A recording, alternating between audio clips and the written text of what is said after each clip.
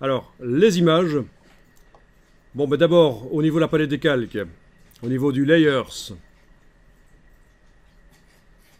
est-ce que mes blocs texte sont bien dans le bon calque? Oui, ils sont dans le calque texte, c'est parfait.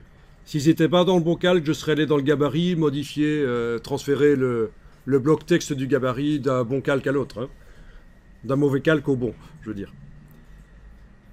Alors, et je vais verrouiller le calque texte et travailler sur le calque image. Je vais aller chercher, d'abord je vais me mettre en affichage normal pour voir ce qu'il y a sur les bords des pages. Et je vais aller chercher des images. On en avait, hein. Alors je fais File, Place. Alors, regardez, ici, si je fais clic, majuscule clic, elles se sélectionnent. Mais elles sont toutes ensemble, c'est facile. Parce qu'elles sont rangées par date, en fait. Si je les range par genre, ça marche aussi. Si je les range par nom, ouais, ça va. Ouais, là, c'est quand même déjà plus difficile. Elles sont séparées en deux. Et donc là, je fais clic, majuscule, clic, et puis je vais ajouter celle-là avec la touche contrôle du PC ou commande du Mac. Enfin, c'est la gestion des fichiers habituels, quoi. Open. J'ai donc 6 images dans le curseur. Je vais les amener sur le plan de travail, les unes après les autres. On peut les amener toutes d'un coup, mais ça demande un peu d'explication. Donc, je les amène à la suite les unes des autres sur le plan de travail. Bien. Je vais les sélectionner toutes, parce que pour ce que je veux faire, je vais faire un système où je place les images par-dessus le texte et ça chasse le texte. Il ne peut pas y avoir de texte sous les images. Et pour ça, il faut que j'enclenche l'habillage.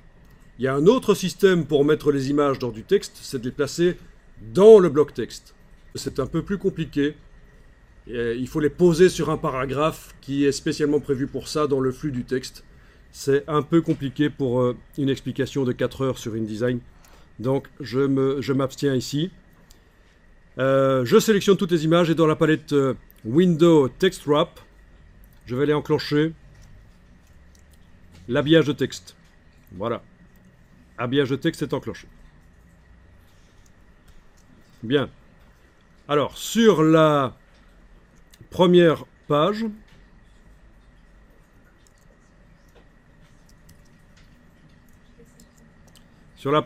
ici, je vous montre que je peux prendre l'image, une des images, et la positionner à un endroit où il y a du texte. Ok, alors, elle n'habille pas, pourquoi? Window Text Wrap. Tiens, ok, ben je le réenclenche manuellement, j'ai peut-être foiré au moment où j'ai fait l'explication. Non, j'ai sélectionné toutes les images pourtant, et j'ai pas sélectionné la bonne icône. Allez, je le fais, voilà. Ok, normalement elles sont toutes en Text Wrap. Ouais, c'est le cas. Ok, j'ai dû foirer pendant mon explication. Ok. Donc l'image repousse le texte. Évidemment, je vais la mettre par exemple sur la largeur d'une colonne ici. Ça peut déborder un peu ou pas. Je prends l'outil de transformation manuelle, poignée du coin, Alt majuscule, je peux la faire un peu plus petite. Si je la fais trop petite, attention, le texte va passer sur le côté à un certain moment. Si je veux vraiment l'image petite comme ça, je dois aller manuellement dans Text Wrap, indiquer que la marge de gauche et de droite vont être plus importantes pour repousser le texte là qui passait par le côté. Ok, je fais aussi la marge du dessus tant que j'y suis. Voilà. Donc il y a un peu de réglage manuel, mais en tout cas on arrive à ce qu'on veut, une image qui est dans le flux du texte. Bien sûr, non, elle n'est pas vraiment dans le flux du texte, elle apparaît comme si elle était dans le flux du texte, mais en réalité si je vais ajouter du texte là devant, le texte suivant va couler, même peut-être sur la page suivante. Et donc peut-être que c'est sur la page suivante finalement qu'on va parler du requin dont on voit la photo sur la première page. Attention à ça donc. Hein. Si vous ajoutez du texte, les images avec ce système-ci, elles restent sur les pages à l'endroit où on les met. Je continue, je me remets en affichage normal. Je continue pour vous montrer que je peux prendre une image, aller la transférer sur la page suivante par glisser-déposer. Ou alors la transférer par couper, CTRL X, et puis aller là sur la page suivante, CTRL V. Voilà. Alors cette image-là, je peux l'agrandir et la mettre par exemple en bas de 2 colonnes, comme ça, voilà. Et donc le texte est repoussé puisqu'elle habille. Je vais dans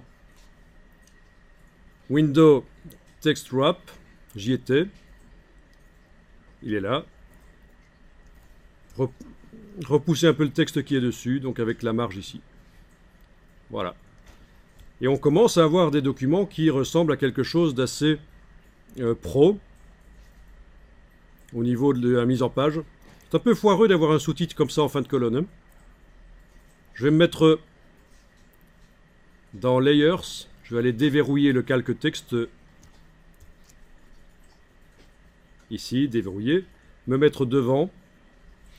Faire un clic droit. Insert break character. Page break. Non, pas page break. Je veux l'envoyer à la colonne suivante. Colonne break. Donc je vous indique que je suis en train de mettre en fait une balise de saut de colonne qui manuellement, elle est là, on la voit. J'ai été la mettre manuellement. Je recommence pour ceux qui veulent voir à nouveau. Après avoir été déverrouillé le calque texte, je mets le curseur texte devant le sous-titre. Je fais clic droit, Insert Break Character, insérer un caractère de saut dans la version française. Ça va être colonne break, saut de colonne. Et voilà, ça chasse le texte à la colonne suivante. Vous pourrez donc régler comme ça rapidement des problèmes de titres qui se trouvent en fin de colonne et c'est pas beau. Ok. Si je voulais l'envoyer à la page suivante, clic droit, Insert Break Character, Page Break. Je l'envoie à la page suivante. Voilà, il est à la page suivante. Et je me retrouve avec une colonne vide, mais c'est pas grave. Peut-être qu'il y a une image à placer là où je peux même laisser du blanc. C'est toujours bien de laisser du blanc. Ça donne de la respiration au document. Ok. Et je continue un tout petit peu ici. Je me remets en affichage normal. Je vais aller chercher une image. Celle-ci par exemple. Faire bien attention à bien sélectionner l'image. Le bloc, le conteneur, je veux dire. Hein. Commande X. Je vais aller la mettre sur cette page-là. Commande V. Je vais l'agrandir. Je vais la faire sortir du bloc. Comme ça. De la page, je veux dire. Je la fais sortir de la page. Et ça, c'est très bien quand vous avez des images qui vont jusqu'au bord des pages. Ça fait vraiment professionnel. Vous avez vu que temporairement, je suis passé en affichage normal pour vous montrer ce que ça donnera au final. Hein. Je repasse en affichage.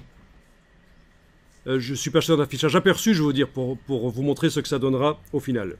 Preview. Je repasse en affichage normal. Je vais mettre l'image comme ça. Avec la flèche noire recadrée, comme ceci, mais toujours débordée. Vous voyez que le bord de la page, c'est les parties, les lignes noires. Là, hein. Ça, c'est le bord de la page. Donc, elle déborde allègrement du bord de la page. C'est ce qu'on appelle du fond perdu. Évidemment, mon poisson, là, c'est pourri. On ne voit que la queue. Je double-clique dessus. Je le repositionne.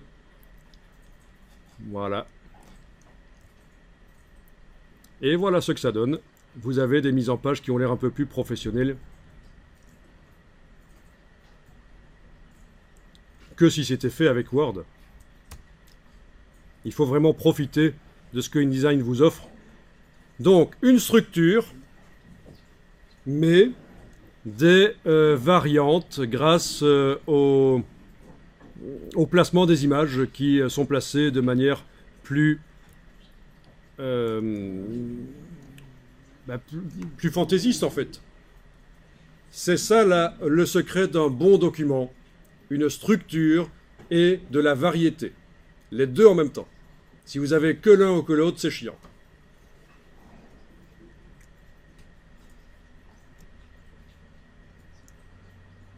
Bon, maintenant je vais envoyer un mail au secrétariat pour voir si on peut prolonger le cours de 1 heure. Non, je rigole.